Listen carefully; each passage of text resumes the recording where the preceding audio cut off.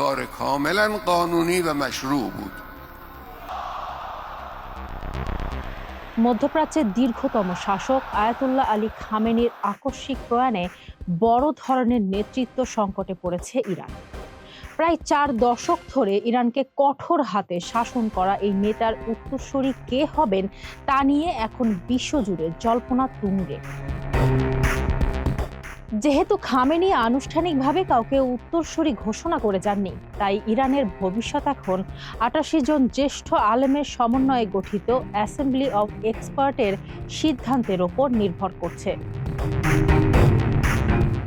নেতৃত্ব নির্বাচনের আইনি জটিলতা। ইরানের সংবিধান অনুযায়ী নতুন সর্বোচ্চ নেতাকে অবশ্যই একজন পুরুষ আলেম হতে হবে, যার রাজনৈতিক দক্ষতা এবং বর্তমান শাসন ব্যবস্থার প্রতি অবিচল আনুগত্য থাকবে।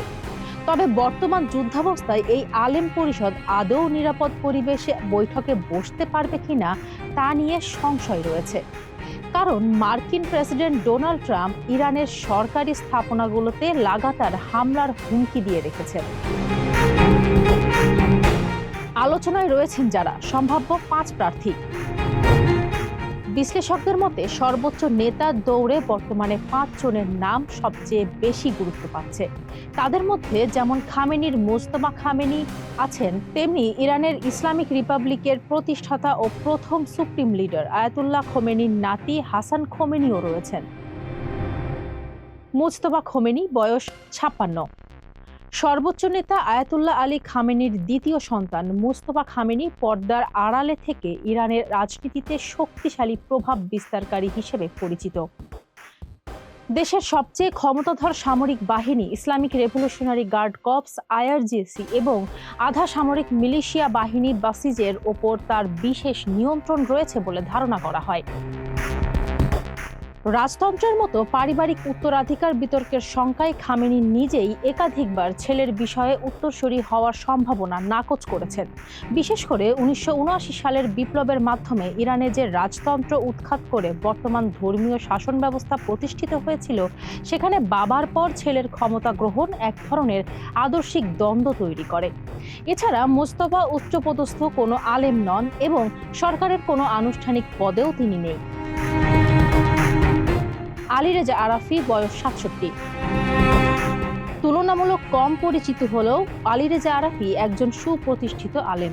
সরকারি বিভিন্ন গুরুত্বপূর্ণ প্রতিষ্ঠানে কাজের অভিজ্ঞতা থাকায় তিনি বিদায়ী সর্বোচ্চ নেতা আয়াতুল্লাহ খামেনির অত্যন্ত ঘনিষ্ঠ ও আস্থাভাজন হিসাবে পরিচিত। বর্তমানে তিনি অ্যাসেম্বলি অব এক্সপার্টসের ডেপুটি চেয়ারম্যান এবং ইরানের কওমি ভিত্তিক ধর্মীয় শিক্ষা ব্যবস্থার প্রধান হিসেবে দায়িত্ব পালন করছেন।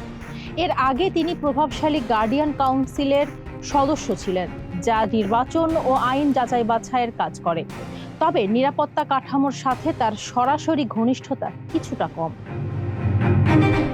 মোহাম্মদ মেহেদী মীর বাঘেরি বয়স 60। কট্টরপন্থী আলেম হিসেবে পরিচিত মোহাম্মদ মেহেদী মীর বাঘেরি অ্যাসেম্বলি অব এক্সপার্টসের অন্যতম সদস্য। তিনি ইরানের ধর্মীয় প্রতিষ্ঠানের সবচেয়ে রক্ষণশীল ধারার প্রতিনিধিত্ব করেন। মীর বাঘেরি পশ্চিমা বিশ্বের ঘোর বিরোধী এবং বিশ্বাস করেন যে বিশ্বাসী ও অবিশ্বাসীদের মধ্যে সংঘাত অনিবার্য। বর্তমানে তিনি পবিত্র নগরী কোমে অবস্থিত ইসলামিক সায়েন্স একাডেমির প্রধান হিসেবে দায়িত্ব পালন করছেন। তার এই চরমপন্থী অবস্থান কট্টর মহলে তাকে জনপ্রিয় করে তুলেছে। হাসান খোমেনি বয়স 50। ইসলামী প্রজাতন্ত্রের প্রতিষ্ঠাতা আয়াতুল্লাহ রুহুল্লাহ খোমেনির নাতি হওয়ায় হাসান খোমেনির একটি বিশেষ বিপ্লবী ও ধর্মীয় বৈধতা রয়েছে। তিনি বর্তমানে খোমেনির সমাধিস্থলের রক্ষণাবেক্ষণের দায়িত্বে আছেন। তবে কোনো সরকারি পদে নিযুক্ত না থাকায় এবং দেশের নিরাপত্তা কাঠামোর সঙ্গে ঘনিষ্ঠতা না থাকায় তার প্রভাব কিছুটা সীমিত। সহকর্মীদের তুলনায় তিনি কম কট্টরপন্থী হিসেবে পরিচিত, যার ফলে 2016 সালে তাকে বিশেষজ্ঞ পরিষদে প্রার্থী হওয়ার অনুমতি দেওয়া হয়নি। হাশেম হোসেইনি বুশেহরি বয়স 60। হাশেম হোসেইনি বুশেহরি একজন জ্যেষ্ঠ আলেম, যিনি উত্তরাধিকার নির্ধারণী সংস্থা অ্যাসেম্বলি অব এক্সপার্টসের প্রথম ডেপুটি চেয়ারম্যান হিসেবে যুক্ত আছেন। আয়াতুল্লাহ খামেনির নিকটজন হিসেবে পরিচিত হলেও সাধারণ জনগণের মাঝে তার পরিচিতি তুলনামূলকভাবে কম। এছাড়া সামরিক বাহিনী বা আইআরজিসির সঙ্গে তার কোনো শক্তিশালী সম্পর্কের প্রমাণ পাওয়া যায় না। যা এই পদের জন্য একটি গুরুত্বপূর্ণ বিবেচ্য বিষয়। ভবিষ্যৎ কোন দিকে? বিশেষজ্ঞরা মনে করছেন, নতুন নেতা নির্বাচনে আলেমদের এই পরিষদ হয়তো কোনো সংস্কারপন্থী আলেমকে সুযোগ দেবে না, বরং আইআরজিসির সমর্থনে এমন কাউকেই বেছে নেওয়া হবে যিনি ইসরায়েল ও যুক্তরাষ্ট্রের বিরুদ্ধে ইরানের বর্তমান কঠোর অবস্থান ধরে রাখতে পারবেন।